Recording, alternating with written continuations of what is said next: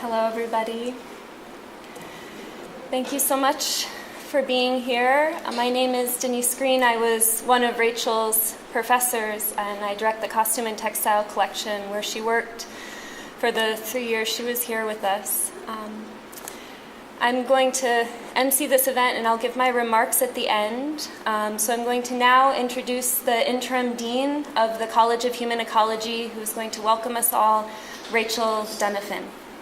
So thank you, everyone, for being here today. I especially want to thank Rachel's parents, Lisa and Alan, and her sister Ellie for joining us today, and it's a real honor to be here with you to remember and celebrate Rachel's life. I also want to thank Denise, as well as the faculty and staff and students of the Fiber Science and Apparel Design Department for putting together this beautiful way of remembering Rachel, and I especially appreciate the items from the costume collection that Denise pulled and that are on display over here that really were some of Rachel's favorites, as well as her work, which is a fantastic way to remember her in a very tangible form. I'm only going to say a few words because I know there's so many people here who want to share their memories of Rachel. I didn't have a chance to meet Rachel, but I've come to know her through the memories that I've heard from her friends, her faculty, and her colleagues, and through her beautiful design work. And the Rachel that I've come to know is the epitome of the type of student that we love to have in the College of Human Ecology. She was motivated, eager to learn new things, focused on making a difference in the world, and fully engaged in her Cornell experience. I know that Rachel took advantage of every opportunity that was offered to her, both inside and outside the classroom, and created many opportunities of her own. As a student, as a research assistant, as a member and leader of many different clubs and organizations on campus, and as a friend to so many of you. And what really stands out to me is how Rachel is such a wonderful role model for all of us of how to live life to the fullest and take advantage of the opportunities that we're given. So I'm really honored that Rachel chose to join our college. Her parents were just telling me about how she had a laser-like focus on wanting to come to the College of Human Ecology, and I'm really honored by that. And I'm really grateful for the many different ways, large and small, that she enriched our college community while she was here. And finally, I'm also just really grateful to be here with you and part of the community with you. And I want all of you to know that as a community, we're here to support you during this really terrible time. There are many people here in the college and at Cornell who are here for you and who you can reach out to during what's a really unimaginably tragic loss. So I just want to thank you again for being here and for celebrating Rachel's life. And I'm really looking forward to hearing from you the memories and the impact that she had on you. So thank you. I'd now like to introduce Alan Matthews, who's the former dean of the College of Human Ecology.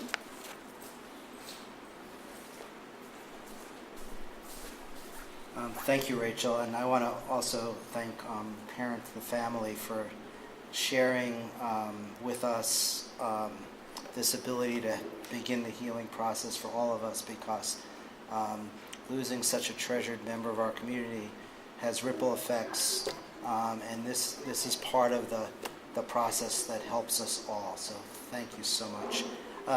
So I thought I'd just reflect a little bit. As a dean, you tend not to get to know the students one-on-one that much, but I had the really unique opportunity to get to know Rachel through happenstance. The garage to the building is right by where the costume collection room is and where the exhibits are.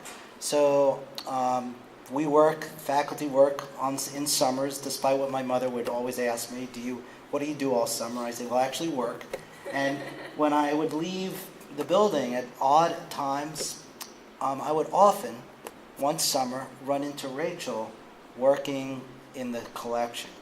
And when we would chat just by running into each other, it was remarkable to me how happy and fulfilled she was by doing what she was doing and being here.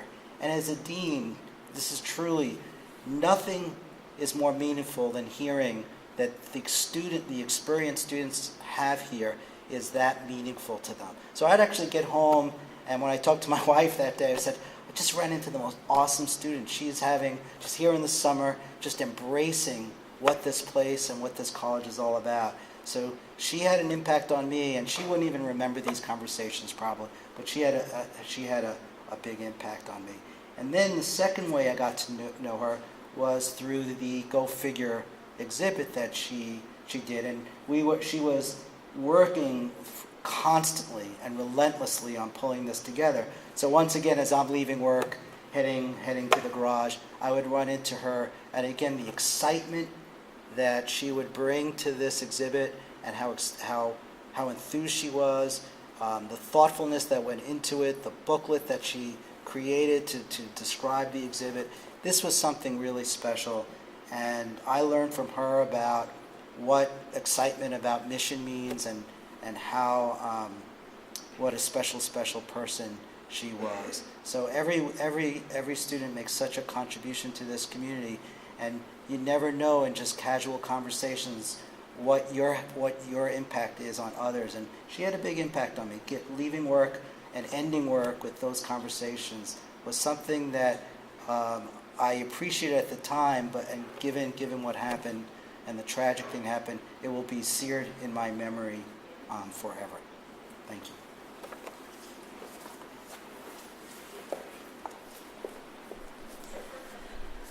We're going to have an opportunity now for some of the student representatives from the organizations that Rachel was a part of will be speaking.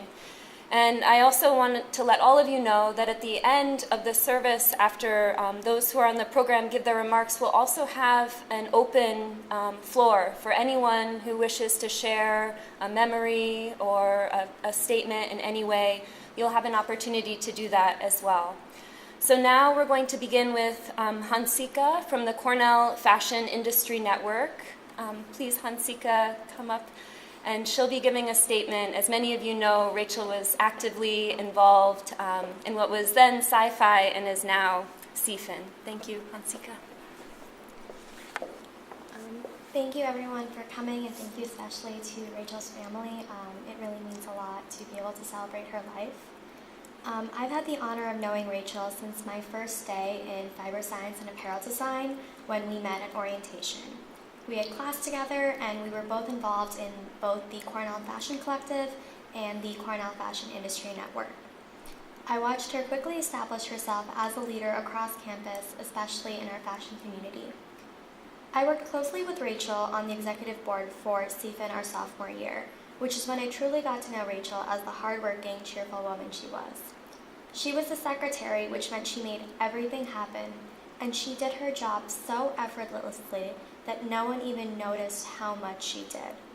Between arranging logistics for all of our events to organizing our entire calendar and communicating to every professor, executive board member, campus official, and club member, she did a lot of the tough work that helped grow CFIN to what it is today. Even when she was thoroughly overwhelmed with pledging for her business fraternity and taking engineering classes for her operations research minor, she never let it affect her responsibilities at CFIN. Her work ethic was admirable, but moreover, I was always inspired by how she came to every meeting with a big smile, often red-faced from running across campus from some other class or meeting. My favorite memory of Rachel was when she negotiated the fanciest, tastiest, and biggest menu ever for our annual CFIN Gala, with the lowest budget. On top of all of Rachel's other commitments, she worked part-time with Cornell Catering and knew all of the secrets to what the tastiest menu items were, which were ginger sesame chicken skewers and pistachio macarons. Having organized the gala menu last year, I have no idea how she managed to do it, but I can only assume it was because of her pro negotiating skills and her hard work. Rachel was so excited when she planned the menu, sharing it with everyone, and even using it as her main selling point to convince her friends to come to the gala. This excitement over a job well done really characterizes Rachel for the charismatic campus leader she was. It was a privilege to have worked with Rachel, even if for such a short time, and I hope to carry on her legacy at CFIN and capture her dedication as a leader, student, and a friend every day. We send our thoughts and prayers to Rachel and her family. Thank you. So as Hansika mentioned, Rachel was busy pledging for her fraternity, and Noah is going to speak on their behalf. Thank you, Noah. Rachel joined PSE in the fall of 2016 when we were both sophomores. I remember meeting her at one of the information sessions that we hold before recruitment each semester. I knew immediately that there was something special about her. She had a certain charm, a way of putting others at ease, making them feel comfortable to open up and have the sorts of conversations that build instant friendships. I think the rest of the Brotherhood felt the same way. Rachel quickly became a standout in her new member class. Her professionalism, business acumen, and maturity were uncharacteristically strong for a college sophomore. As an initiated member myself at the time, I was supposed to be imparting some knowledge on her and sharing what I had learned the semester before, but usually I was the one asking her questions and trying to get her advice.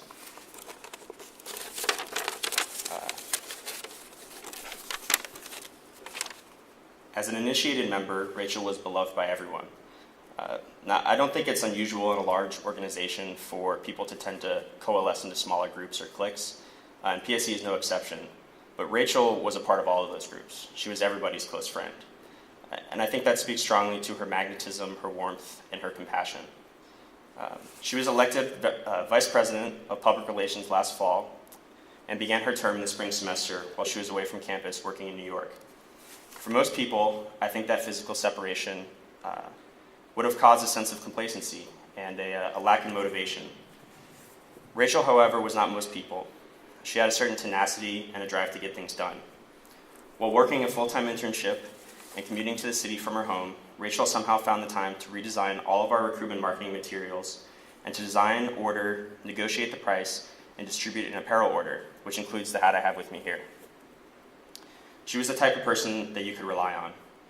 I knew that if I texted her with a question or a request, no matter how silly or serious, it would be handled.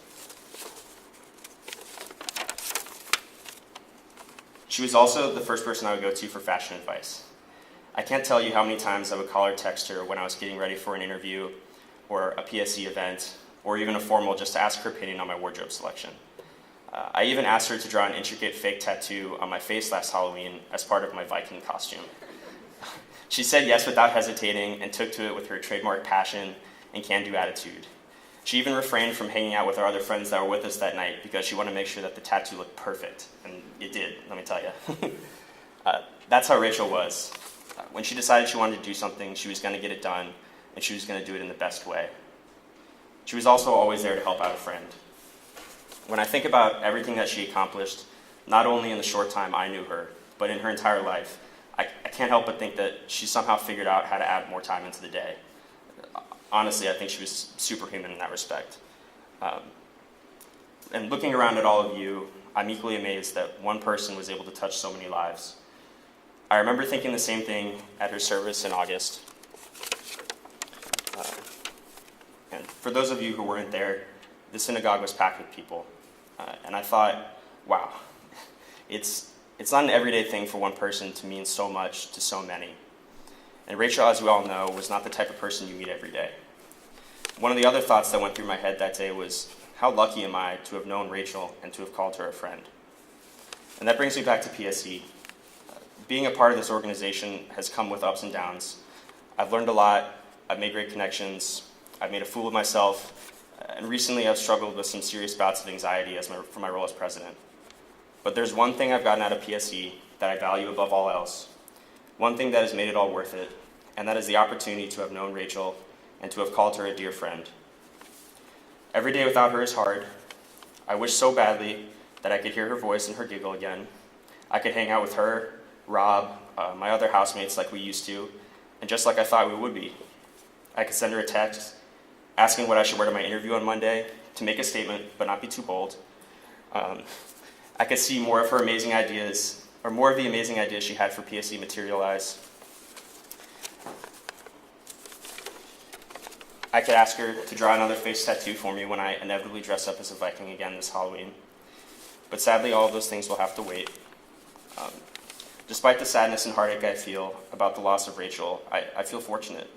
I feel fortunate because I knew her, and I feel fortunate to have my memories of her. And I will never forget her. As long as I live, I will carry her memory with me, and when I see her again someday, I'll tell her how grateful I was to have met her at that info session. So thank you everyone for listening and for being here.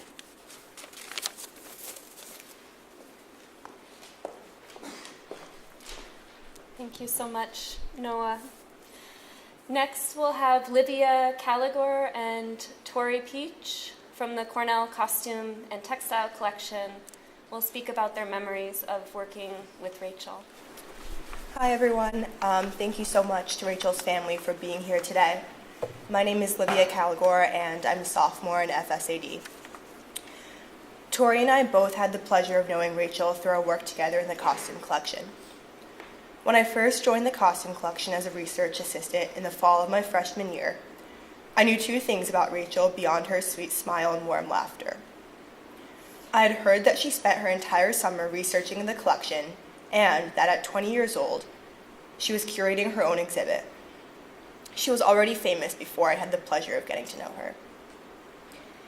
Our friendship took off on a Friday evening as we worked the same evening shifts together. She had already been there for hours before me since, as she once expressed, she spent more times in the costume collection than in her bed sleeping at home. It's true, she was always there every time I went. She was the student and friend who taught me the ins and outs of the costume collection's inventory system. She was fluent in the language and imparted her knowledge with me with zeal and energy. I can still remember her giggle as she disassembled a mannequin, juggled two limbs in her arms as she one-handedly dressed and styled the body in a Victorian gown, and squealed with delight at the final product. I can so vividly remember the joy and love with which she'd tell me stories of her sister as she laced up the corset of that gown. Only Rachel was capable of forging an authentic friendship with someone through work. What I remember most vividly about our shifts together was that whenever I casually brought up the tiniest complaint, something trivial like being stressed for an exam or restructuring my course load, she'd immediately stop what she was doing and share her experiences and insight with me. Each time, I was shocked by the frankness and openness with which she told me about her experiences. Rachel was trustworthy, relentlessly kind, and authentic like nobody else. Rachel was simultaneously one of the most academic and one of the coolest people I knew. What was most inspirational about her was that her intellect and zeal were so genuine. She had a fun personality and authentic passion for everything she researched. Rachel never cared about branding herself or catering to those around her. She always inspired me to be unapologetically myself. Only Rachel was able to take chem, one of the most notoriously challenging courses offered at Cornell, while simultaneously participating in and leading numerous extracurriculars, curating an exhibit, and, as she told me, signing up for random, really challenging workout classes all over Ithaca just for fun. She somehow managed all her commitments and passions with nothing but humility, grace, and energy. Rachel did it all, and she deserved it all. Before I finish, I'd like to read the last text Rachel sent me. After the passing of a family member a few months ago, she immediately sent me a text that read, "I will drive over whenever. We can get food or go to the gym or go out or just hang. Anything. I'm here for you, and it'll be okay. It'll be okay." Her own words are relevant today as we celebrate her impact on our community. I will forever cherish Rachel's maturity, sense of self, work ethic, and most of all, her authentic kindness. Thank you, Rachel, for being a part of our lives. Your spirit will always be with us.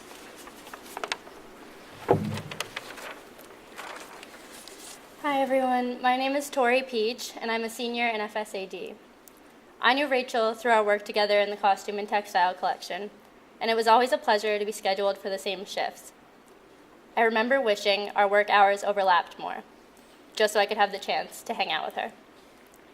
It was for that reason that I used to joke I had a friend crush on Rachel.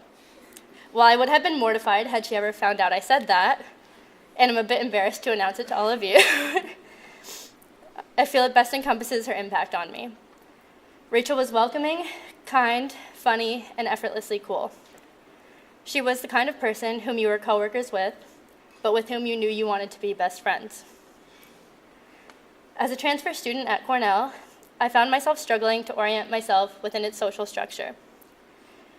It was different from my previous university, certainly different from my high school, enormous, and a world of its own.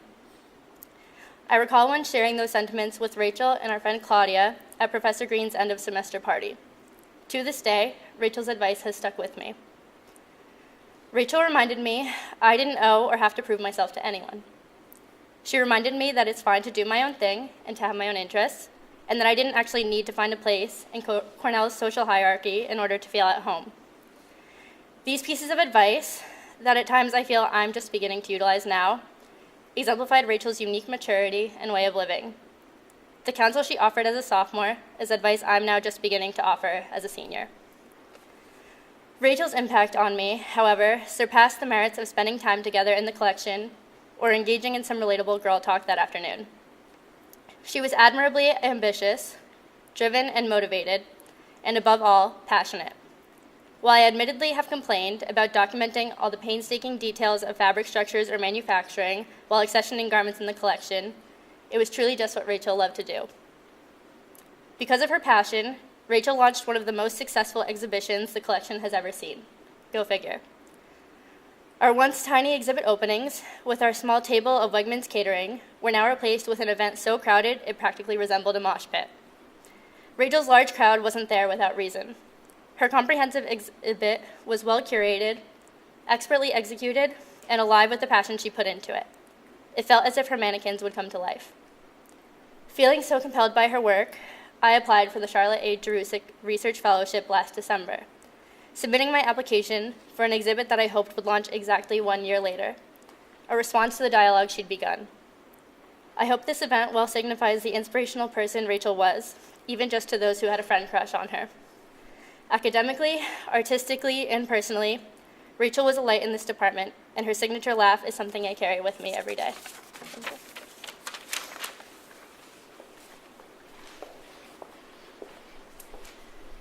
Next, I'd like to call up Kate Grader, please. Kate will also be speaking on behalf of the Cornell Costume and Textile Collection. That summer that Rachel spent here with us in the college, she touched our dean, but she also spent day in and day out in the collection windowless room with Kate, and Kate would like to say a few words. Thank you. So I don't need to introduce myself, but yes, Rachel and I spent a summer in a windowless room that's actually really cold. And so Professor Green asked me if I would consider speaking today. And so I thought about writing something with a nice story arc, with a beginning and a conclusion and a middle, but I couldn't bring myself to do that because life isn't like that. So I have a piece of paper here and I'm going to read off of it. But life is really comprised of these small, non-linear stories that really characterize our days together. And we use chronology to try and make sense of it all. And I'm saying this because I'm going to share some of the small, non-linear, seemingly inconsequential stories of my time with Rachel that echo the things that have already been said. And I got to know Rachel, as mentioned in the collection, but in the best way. And it's the way you get to know somebody when you work with them, when you study abroad together, share an apartment. Because when you work with people and you get to know them at classes and these sorts of places, you see each other on the good days and the bad. This being the case, these relationships become more like family because you actually go through the ebbs and flows of life together. And college is remarkable because it's so full of these opportunities. When you're bonding with people you wouldn't actually bond with otherwise. So my relationship with Rachel was one of these, and we weren't improbable friends at all. But there was a 15-year age difference between the two of us, so we were at slightly different life stages. But we were two random people who got the opportunity to spend a summer together in this windowless, cold costume collection, but our arms were not twisted. These small fragments don't really piece together the way I think a really good memorial would, but I think it's so candid, and that's who Rachel really was. And I was thinking about how she was so candid and funny, and then I was remembering actually I don't even know if she actually was that funny, but her laugh was so contagious that she always had me laughing. So, in the summer of 2017, it's gorgeous outside. We live for this in Ithaca. Rachel and I decided to work in the collection, and we were doing basic condition assessment. So I was going through 20th century garments. Rachel was looking through these big boxes of the garments you see here. And this is a boring but important detail. We were assessing the garments based on their condition and their history to try and figure out whether to recommend something to be kept in the collection or deaccessioned. So in so doing, Rachel and I would sometimes have these moments where we needed to talk one out together. And these would often lead to conversation.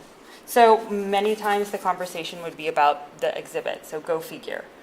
So it'd be about beauty hierarchies, changing body ideals, these sorts of things.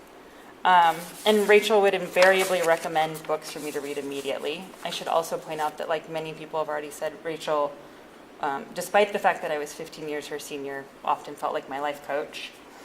But because we both had jobs to do, our conversations unfolded over the course of several months and sometimes deviated from our condition assessments. Her boss is sitting right here. So I got to hear about her family, who she loved and adored. She told me about her parents and how she wanted to be like her mom and dad, and I actually really don't know too many 21-year-olds who would say that. She was so independent, and it became clear to me that her family had raised her to be the most headstrong, willful, independent woman who truly appreciated the life she was able to live.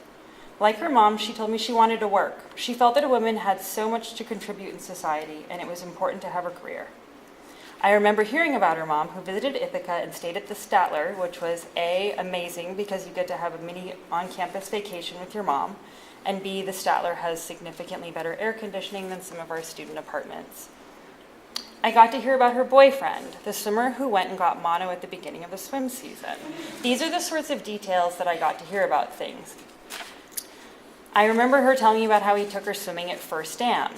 It's the notable, I'm sure many people in this room know, the notable swimming hole whose natural beauty is tempered by the fact that there are snakes. So it's really dangerous to swim in Ithaca. We all know this. Rachel said she always felt comfortable and was safe because she was with her boyfriend. I share this anecdote because I think feeling safe with someone is so overshadowed by romance, but it's quite possibly one of the most important things you can feel with someone you love. I remember when she was planning her spring break trip to Iceland, she explained that she and her fellow travelers had just booked really cheap tickets, like ridiculously cheap tickets, on a new airline called WOW Airlines. She said her parents were skeptical about WOW Airlines, and she was confident it would be fine. I feel like Rachel said that that it will be fine. Again, this is where our age difference showed, because I remember thinking, I think I'm with your parents on this one. What do we know about WOW Airlines? So because working in a small collection means you end up doing all sorts of interesting things, Rachel and I got to help with an alumni event, the annual one in June, where a group of College of Human Ecology alumni and their family came through the wedding dress exhibition that was up at the time, and then we took them through collection storage. Rachel and I helped lead tours. Rachel led the tour, and I think I sort of ushered people along. And in one particular alumni group, I'm actually really embarrassed to admit that we sort of unintentionally profiled someone. And we debriefed about this later. And it's the kind of profiling you don't even know you're doing until after the fact. But so most alumni wore Cornell name tags with their graduation and major, and most of them traveled in group. They had a spouse with them, or they were meeting college friends, that sort of thing. And many of them were dressed in business casual attire. But there was one woman who didn't have a name tag, and she wasn't traveling in a group, and she was wearing exercise leggings and a t-shirt, as opposed to the standard business casual. So Rachel and I both, I think, thought that this was a person who was walking through the building to go jog around BB Lake and just sort of stopped and joined our tour, which we thought, great, terrific. But as Helen in the collection and Professor Green were giving tours of the collection, this woman came up to Rachel and I, and she started asking us questions. And it sparked a really terrific conversation where Rachel and I thought, who is this person? She is incredible. We found out she was, in fact, alumni. She just didn't have a name tag. And we were both so curious to know who this person was. So Rachel, being the sleuth that she was going to an alumni breakfast the following day with Professor Green, and she was going to be on the case. She was certain she would be able to figure out who this person was, and sure enough, Saturday morning, I'm sitting at my kitchen table drinking coffee, and I start getting a series of text messages from Rachel, and it turned out the woman was in fact Nessa Etienne, class of 1994, the recipient of the Helen Bowl Vandervoort Alumni Achievement Award. The name tagless woman in the athleisure, who was a fascinating conversationalist, turned out to be a doctor and U.S. Air Force major who works with the Department of Defense as the primary European Command survival psychologist at the Air Force Base in Germany, where she works closely with the Joint Personnel Recovery Agency and the FBI Hostage Recovery Fusion Cell on behalf of service members and civilians awaiting repatriation. Rachel texted me, "We had the call on this one." Because despite her unassuming presence, Dr. Etienne was just the sort of woman we both emulated. Dr. Etienne's visit to Ithaca was cut short for, to us, undisclosed reasons. But within days, the U.S. government had negotiated the release of Otto Warmbier from North Korea, and Rachel texted me the newspaper article from the New York Times with no commentary. We both knew. Rachel and I both loved working in the collection, but on summer Fridays, we were itching to get outside and enjoy the weekend. Rachel had scheduled herself to be so efficient during the weeks that she'd hurry out the door to drive to Connecticut. She'd invariably get stuck in traffic and turn a 4-hour trip into 7, and she'd turn right around on Sunday to come back to Ithaca, and then she would do it again repeatedly. But that was such a thrill to her. So, jumping forward, on a Saturday this past August, I was sitting at a sewing machine in this building, and I received a call from Professor Green telling me about Rachel's passing. And I teared up at the sewing machine and then talked with Helen, who fortuitously was in the building on a Saturday. And I thought about, ultimately sat at the sewing machine and thought about my time with Rachel and how fortunate I was to get to know her. And because it never occurred to me that I might not see her again, I found myself wondering, when was the last time I saw her? Just like looking through your phone to see the text messages. So as the summer of 2017, our summer working in the collection came to a close, and we both ended our projects in the collection, we started classes, we were having passing hallway conversations, and life has a way of moving on in the fall. But in November, we all got to watch our exhibition come together in the cases in the hallway. She'd put together so much research and done such a phenomenal job. So it was unsurprising when, on the night of her opening, the place was packed. Her parents were here, her friends from other departments. HEB was bustling, Rachel was the woman of the hour. She was in her element, always a gracious host, an intelligent curator, and as usual, wearing terrific shoes. She deserved all the accolades she received for that event. And because the place was so packed that night, and because I was fortunate enough to be someone who got to see the exhibition every day, and I knew that I could text her later that night and say congratulations, I didn't queue up to say congratulations in the moment. I decided I would just sneak out. And it was getting dark and I wanted to walk downtown. So I got my backpack and I started heading for the door. And I was walking down this hallway and I hear behind me Rachel, who had been surrounded by people. I suddenly hear her yell, "Hey!" And she caught up with me, gave me a great big hug and said, "Thank you so much for coming and thank you for talking about all these things with me over the summer." Rachel had been so creative in her approach to the exhibition and along with her wordsmithing with Dr. Green, but she was so generous and kind and thoughtful.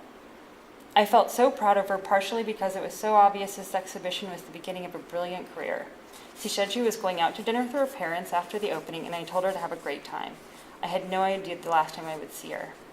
And I remember zipping up my coat and walking home, happy just to know someone like Rachel. Thank you.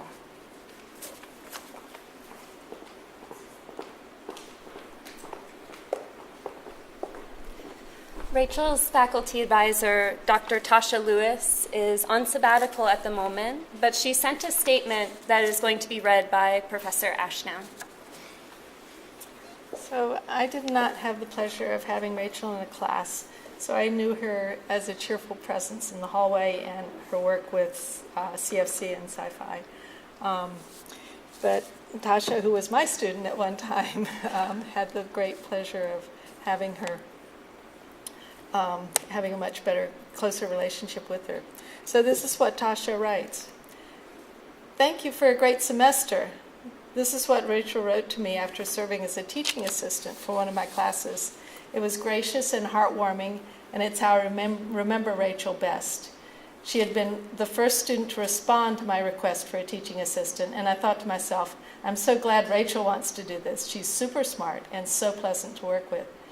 She had taken the course 2 years prior, and since that time had continued to flourish as a student in our management track, pursuing internships, writing a winning case study for the prestigious YMA Fashion Scholarship Fund, and also making time to serve on the executive board of the Cornell Fashion Industry Network. As an advisor, it was inspiring to witness Rachel's successes and the energy she dedicated to her continual pursuit of excellence. I miss her already, and I am so honored to have been able to know her.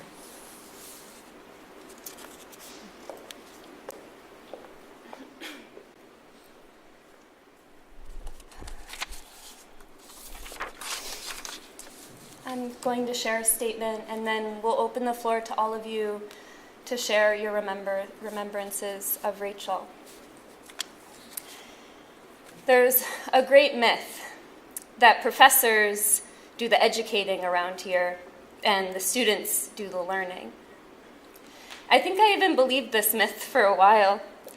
As a student at Cornell myself, I was always captivated by the knowledge of my professors.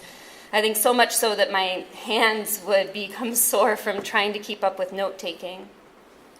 And then after more than a decade of higher education, when I finally became a professor myself, I wanted to share everything I could with my students, probably to a fault. I think probably the most common critique in my course evaluations is that I talk way too fast.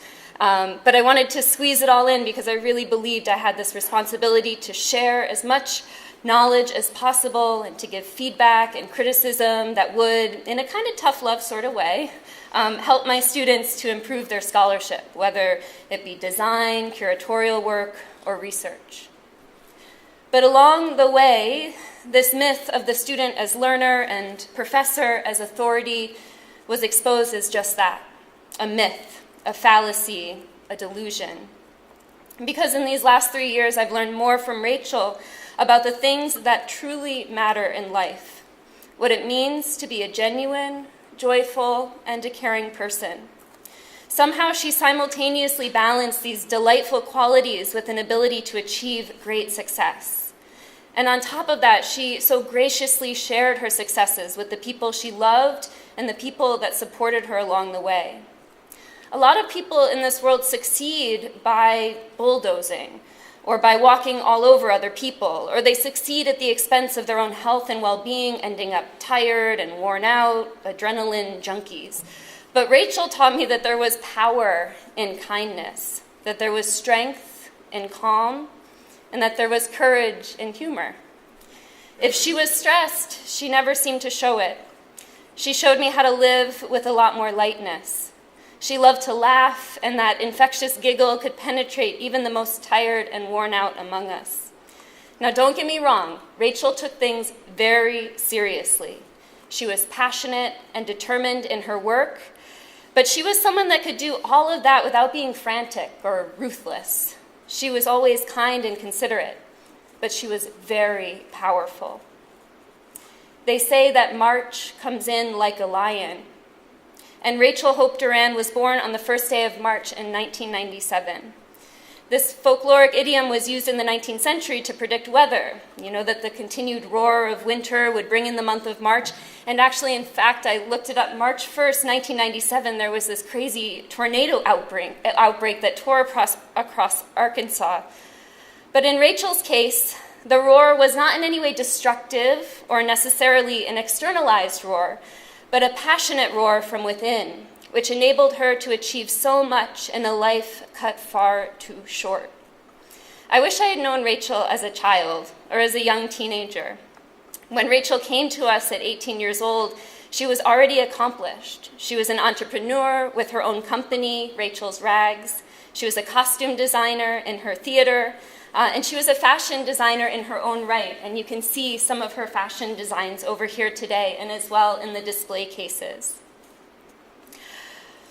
And it was actually through these designs that we have on display today that I was introduced to Rachel in the fall of 2014 on the pages of a portfolio that crossed my desk. It was my first year of teaching at Cornell, and it was my first year reviewing prospective student portfolios. Rachel stood out. It was meticulously organized, professionally displayed. She showed her original design work alongside her fashion illustrations, her technical sketches, her swatches, her pattern pieces, and her design process. This is what we want to see in a prospective student portfolio, the whole process. And in addition to all of this, she had her own business, Rachel's Rags, where she made and sold pajama pants and donated her profits to charity. So I knew when I saw this that she was a Cornellian to the T. a creative who was willing to work hard to execute her vision. She followed her passion, and clearly, she also had a good heart. So I gave her portfolio the highest rating possible.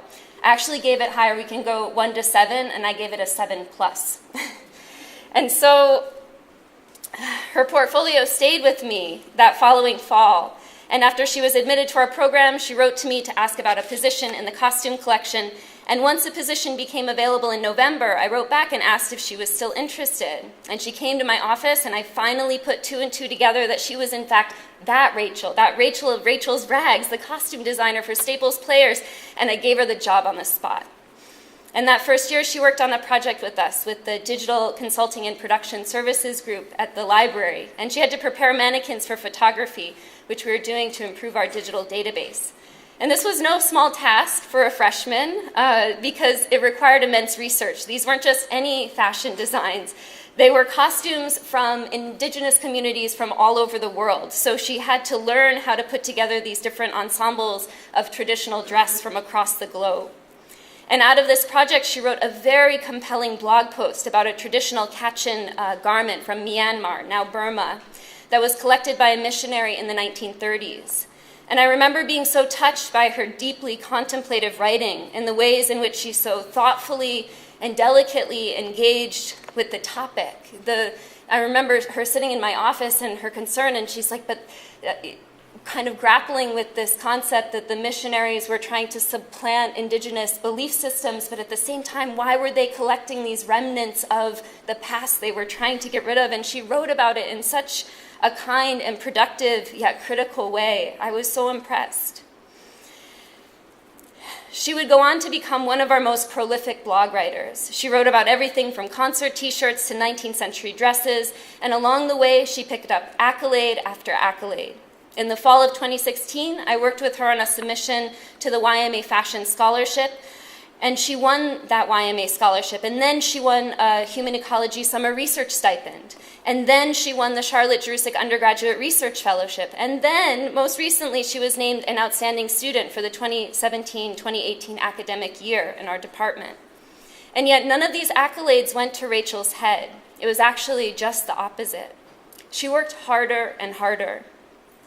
In June of 2017, she and I curated a show in the Jill Stewart Gallery of 26 19th century wedding gowns, after which she then spent the remaining part of her summer with Kate and Helen inventorying every single 19th century and early 20th century gown in our collection. There were over 300.